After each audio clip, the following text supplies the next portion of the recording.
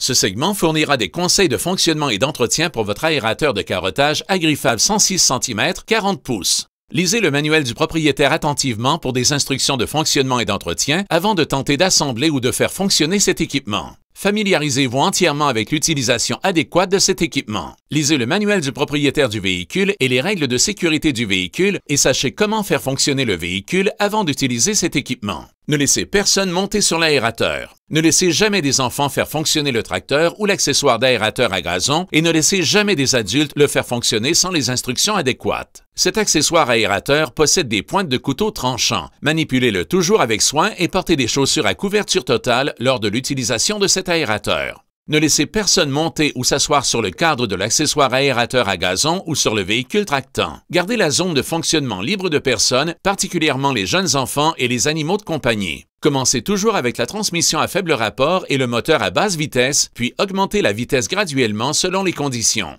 Le freinage et la stabilité du véhicule peuvent être affectés par l'installation de cet équipement. Soyez conscient des conditions changeantes sur les pentes. Consultez dans le manuel du propriétaire du véhicule les consignes de sécurité relatives au fonctionnement sécuritaire sur les pentes. Restez à l'écart des pentes abruptes.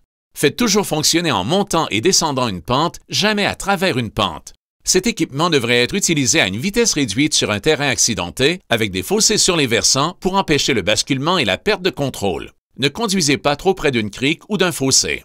Ne remorquez pas cet équipement sur une route ou toute autre voie de communication publique. Suivre les instructions d'entretien comme indiqué dans ce manuel du propriétaire. Avertissement. Lire tous les avertissements de sécurité et les instructions de ce manuel. Ne pas suivre les avertissements et instructions peut entraîner des dommages ou des blessures corporelles graves. Avertissement. Ne jamais modifier le produit ou quelque partie que ce soit. Des dommages ou des blessures corporelles pourraient en découler. Avertissement. Pour réduire le risque de blessures corporelles, lire le manuel d'instruction. Avant de commencer l'aération, tondez la pelouse et enlevez les résidus de coupe. Si le sol est extrêmement dur et sec, il est recommandé de l'arroser ou de le mouiller pendant 1 ou 2 heures avant l'aération. Attention, les pointes des couteaux de l'aérateur sont tranchantes. Faire preuve de prudence en tout temps en utilisant l'aérateur. Aérer signifie extraire du sol de petits bouchons de sol allant jusqu'à 7,5 cm de longueur pour créer de petits réservoirs qui amèneront de l'oxygène, de l'engrais et de l'eau dans les racines inférieures. Pour une performance optimale de l'aérateur, les préparatifs de la pelouse et procédures opératoires suivantes sont recommandés. Démarrez le tracteur au point mort, puis mettez la manette des gaz en position bas régime. Engagez le levier sélecteur à la vitesse avant la plus faible possible et abaissez l'aérateur, permettant aux pointes de l'aérateur de pénétrer le sol. Augmentez la vitesse selon les conditions. Aérez selon la ligne la plus droite possible en créant des sillons qui se chevauchent pour augmenter le motif de pointe de l'aérateur. Évitez les virages extrêmement serrés avec des pointes de l'aérateur engagées dans le sol pour empêcher le dommage à la pelouse. Ne traversez pas de trottoir ou d'entrée sans avoir d'abord élevé l'aérateur à la position de transport. Sur les pelouses en pente, aérez toujours en direction montante et descendante. N'essayez pas de suivre le contour du sol. Ne tentez pas d'aérer si le sol est trop mouillé ou boueux. À cause de la possible présence de petites roches et de gravier dans les bouchons de sol aérés, il est recommandé que les bouchons soient ratissés. Autrement, des dommages aux lames de la tondeuse peuvent se produire, particulièrement lorsque des tondeuses de type à tambour sont utilisées. Pour augmenter la profondeur de la pénétration de la pointe de l'aérateur jusqu'à 63,5 kg, 140 livres de poids, comme des sacs de sable ou 4 blocs de ciment, peuvent être ajoutés au plateau. Le poids peut être fixé au plateau avec des sangles ou des courroies attachées au devant et à l'arrière du plateau.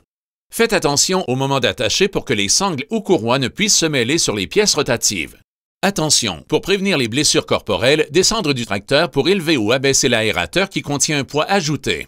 Avant chaque utilisation, inspectez votre chariot au cas où de la quincaillerie se serait desserrée et serrez toute attache desserrée immédiatement. Lubrifiez les roues au besoin. Huilez les assemblages de bobines et l'arbre au besoin. Avertissement. Les couteaux de l'aérateur sont extrêmement tranchants. Faire preuve de prudence en tout temps en assemblant et en utilisant l'aérateur. Les pointes de l'aérateur peuvent être périodiquement aiguisées avec une petite meuleuse pour conserver une bonne pénétration. Les pointes doivent être retirées pour l'aiguisage. Suivre l'angle et le contour original des pointes en meulant. Recouvrir le métal exposé d'une huile légère pour empêcher la rouille. Félicitations! L'assemblage de votre aérateur de carottage Agrifab 106 cm 40 pouces est terminé et il est prêt à être utilisé. Pour une aide additionnelle ou des pièces de rechange, appelez Agrifab au 1-800-448-9282 de 7h à 17h du lundi au vendredi ou consultez www.speedypart.com pour des pièces de rechange. Avec Agrifab, l'entretien de la pelouse est rendu facile.